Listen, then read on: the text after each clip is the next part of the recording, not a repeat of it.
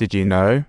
There's a story about a 15-year-old girl and a big bad villain, and it's not something you'd see in a cartoon. Get ready for an adventure like no other, but it's not all fun and games. Carla's experience is almost suffocating.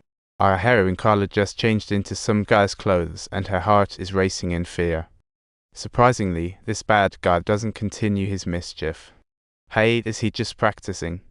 He turns and heads into another room, and Carla sees her chance to escape like a kid spotting candy, but realizes it might be just a dream. At this point, the villain pulls out a box of tapes and tells Carla to learn all the moves inside. Is this a new type of personal trainer? Carla pretends to be curious, asking about the animal's backgrounds while sleuthing for the bad guy's job and address. While the clever girl, when the villain mentions he was in the Navy, he suddenly erupts in anger. Looks like that tactic backfired. Carla gets yanked back into the room, feeling like she's been forced into a game of the book she didn't sign up for. In this tight space, she's almost choking, like she's failing spectacularly at a saliva party. The villain snaps open the box at the sound, and Carla wants to say, not the kind of room edition you had in mind. He doesn't want her to disappear, just to go back in the box. It's like a new version of Escape Room. From evening to late night, Carla's struggling with boredom like fighting a couch for the TV remote. Then the villain even pulls her in to brush teeth together. Is that also a form of kidnapping? Carla wonders, but she just can't find an escape route.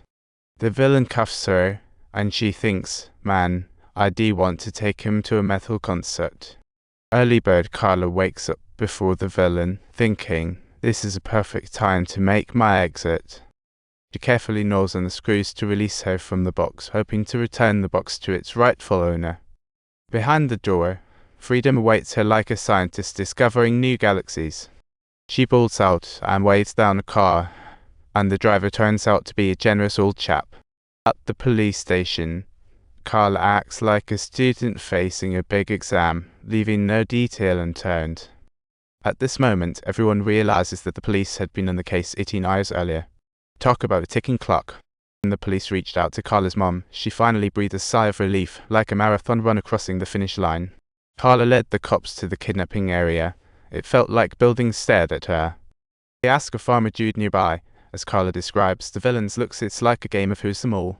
Suddenly, Grandpa remembers those weird little animals, piecing the villain's image together like a jigsaw puzzle. He provides the exact address. The police rush in, only to find out that the villain has vanished without a trace. With Carla's help, the police identify the villain, and shockingly, he turns out to be a serial killer. Using her amazing memory, Carla stuns the cops and her mom. It's more unbelievable than a magic show. The police launched a massive manhunt, while Carla's family plastered photos of the villain everywhere, like a real-life treasure hunt. They tracked down the villain's wife and sister, like playing out a gripping drama. When the villain spots the police car, he decides to run, but that door just slams shut. When Carla hears about the villain's death, she cries like she just watched the saddest romantic movie ever.